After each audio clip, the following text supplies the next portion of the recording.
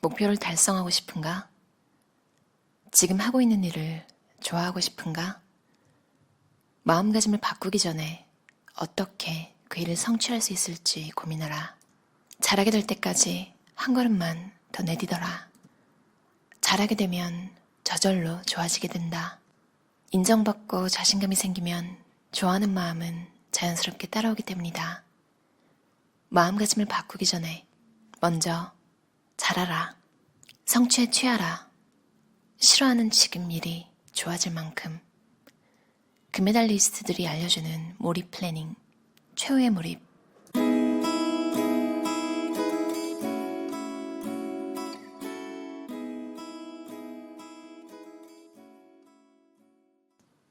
어떤 일에 몰입하려면 체계적인 과정이 필요하다. 하지만 몰입하려는 대상에 흥미를 느끼고 있다면 이 과정은 훨씬 간단하고 쉬워진다. 누구나 자기가 좋아하는 일, 흥미를 느끼는 일, 재미를 느끼는 일에는 쉽게 몰입하니까 말이다. 청소년들의 게임 중독을 떠올려보면 간단하게 이해된다. 과연 현재 하고 있는 일에 흥미를 느끼는 사람이 몇이나 될까? 선수 중 대부분이 처음부터 이 운동을 좋아서 선택한 것은 아니라는 점이다.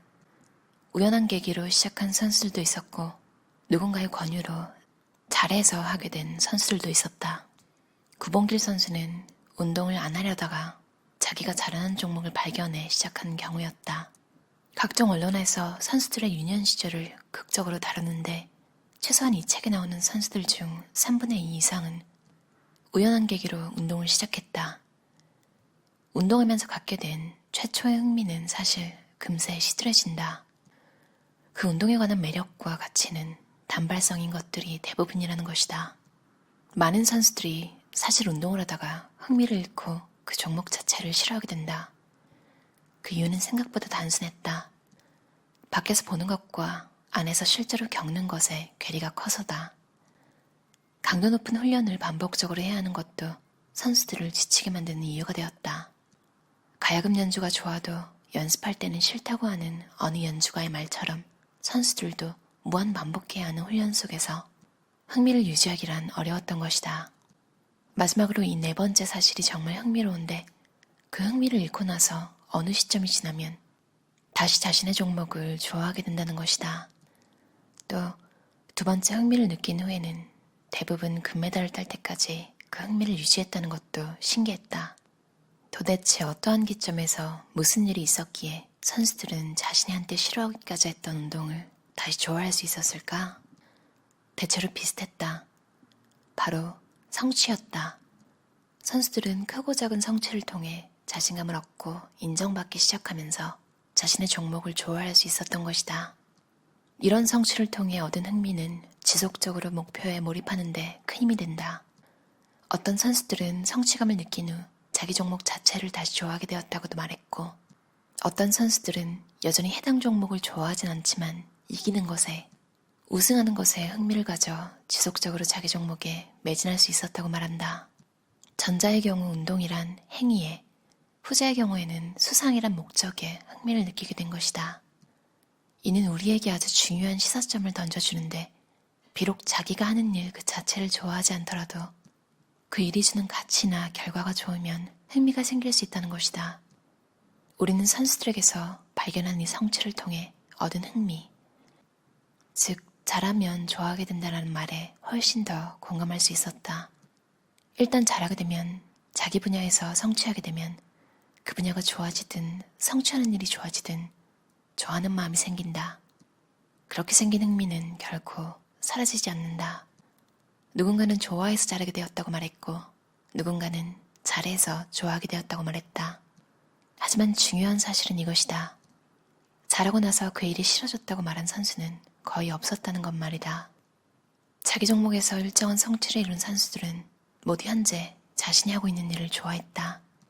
무조건 공부를 좋아할 것이 아니라 공부에 마음을 붙일 만한 성취를 이루면 된다. 가령 지금 자신보다 한 등수 높은 친구를 따라잡거나 자신이 정한 과목에서 목표 점수를 정해보고 그것을 달성한 것이다. 업무가 싫은 직장인도 마찬가지다.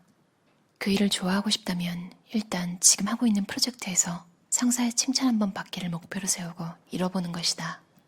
그렇게 인정받고 잘한다는 자신감을 얻게 되면 하기 싫은 일도 즐길 수 있는 상태가 될 것이다. 그 직무를 좋아하지 않더라도 그 직무를 통해 칭찬받는 것이 좋아 그 일을 할 수도 있게 되는 것이다. 일단 무엇이든 잘하려고 해봐라.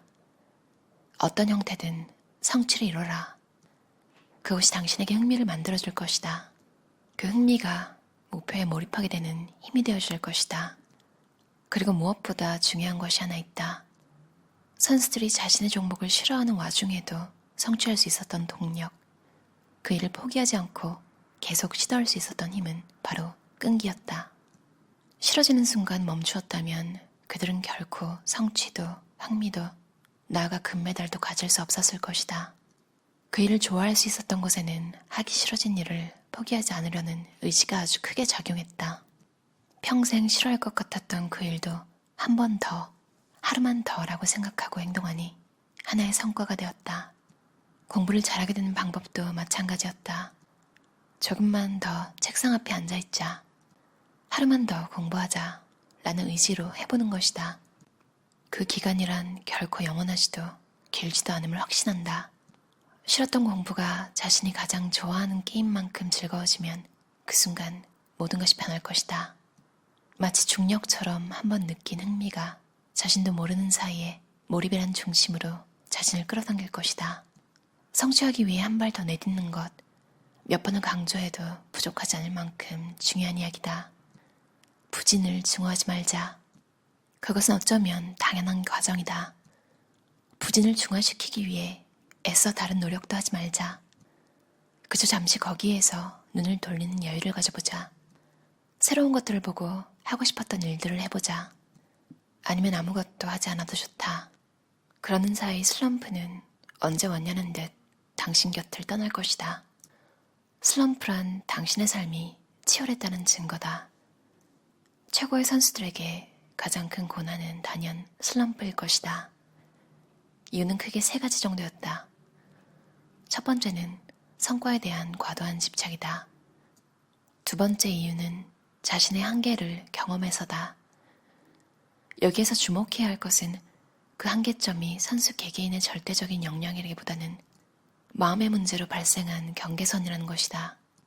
왜냐하면 우리가 인터뷰했던 선수들은 결국에는 그 한계를 모두 넘어선 존재들이기 때문이다. 세 번째는 자존감 상실이었다. 자존감은 운동하는 선수들이라면 반드시 가지고 있어야 하는 성역에 가까운 요소다.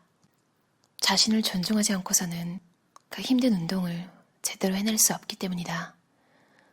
슬럼프를 겪은 대부분의 선수가 슬럼프 직전이나 직후에 자존감이 떨어지는 경험을 했다. 저는 보름에 한 번씩 그런 슬럼프가 온 것 같아요. 그때는 그냥 이제 왔구나. 이제 내가 한 10바퀴 뛰었으니 한 바퀴만 더 뛰면 되는구나. 이때 넘어서야 되는구나. 라고 생각해요. 여기서부터 한 번 더 해봐야겠다고 마음을 고쳐먹는 거죠.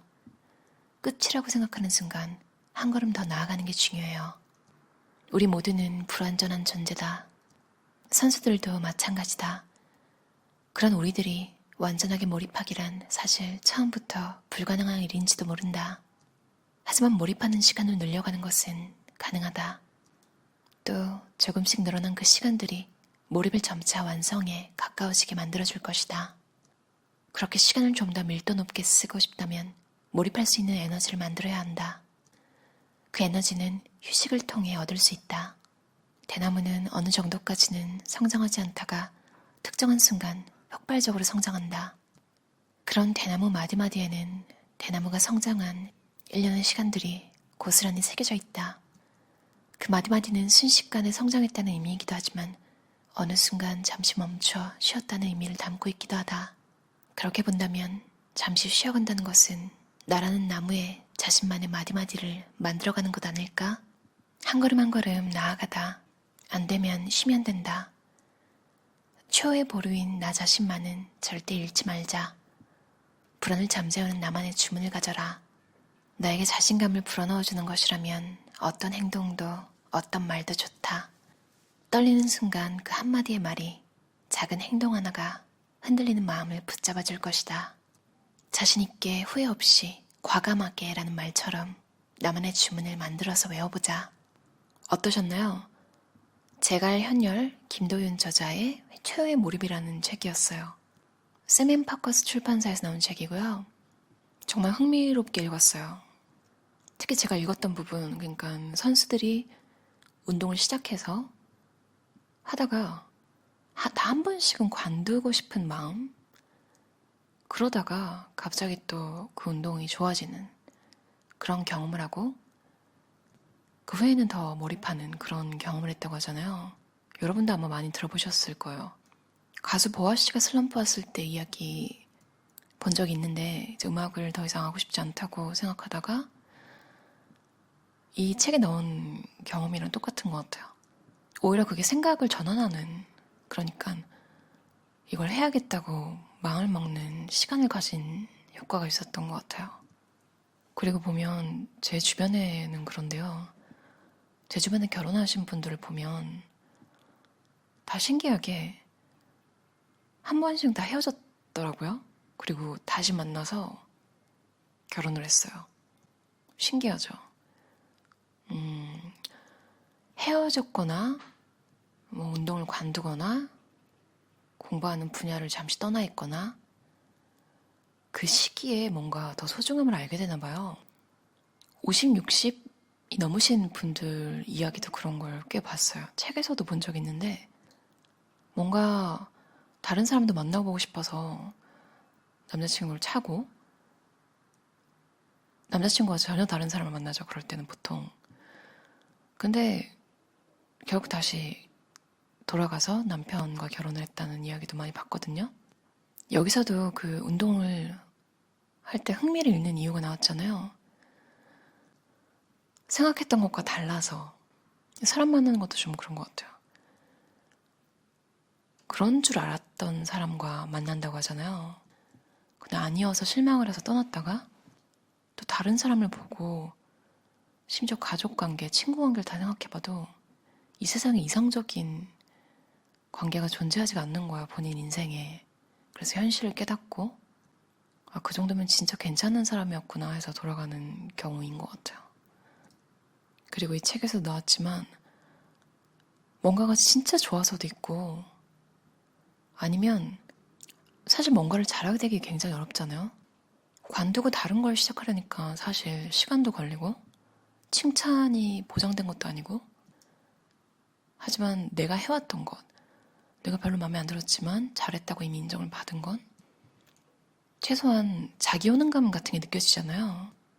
생각보다 내가 뭔가를 잘한다는 기분이 굉장히 중요하더라고요, 살아가는데. 제가 자존감이 떨어졌을 때 생각해보면 뭔가 업무적인 면에서 제가 별로 재능이 없는 일을 하고 있을 때더라고요. 그 재능이라 하면 시간도 심지어 덜 쓴. 그래서 아웃풋이 제가 무슨 천재가 아닌 이상 나오기 힘든 그럴 때더라고요. 저도 그런 경험을 가지고 원래 했던 일로 사실 거의 돌아온 케이스랑 똑같아요. 컴퓨터를 사용하는 일이 항상 잘 맞았고 앉아서 일하는 게 너무 지겹고 회사 생활도 너무 지쳐서 다른 것에 좀 손을 대다가 그제서야 제가 얼마나 편하게 일했는지 깨닫고 돌아온 것도 있는 것 같아요. 뭐 금메달이나 이런 수준만큼 잘하는 것도 아닌데 사람마다 그나마 좀 나은 게 있잖아요. 직업으로 삼든 취미로 삼든 그건 꼭 가지고 가는 게 좋은 것 같아요. 가끔 진짜 힘든 나날이 있잖아요. 살다 보면. 그때 내가 뭔가를 잘한다는 기분이 주는 안정감? 그리고 사람이 누굴 도와줄 때도 기분이 좋다고 하잖아요. 그 능력으로 누군가를 도울 수도 있을 때 자기 효능감, 내가 왜 사는지 그런 이유 같은 것도 한번 생각해보게 해주고 좋은 것 같아요. 같은 일을 계속하거나 하면 지칠 때도 많은데 이 책에서 나온 것처럼 조금만 더, 하나만 더, 그리고 언제든 자신있게 후회 없이 과감하게 여러분만의 학원 같은 거 만들어 두시면 굉장히 도움이 될 것 같아요. 실제로 많은 성공한 사람들이 자신만의 학원을 만들어서 매일 따라 썼다고 하잖아요. 여러분도 한번 만들어 보시면 좋을 것 같아요. 그럼 오늘도 들어주셔서 감사합니다. 편안한 저녁 시간 보내세요.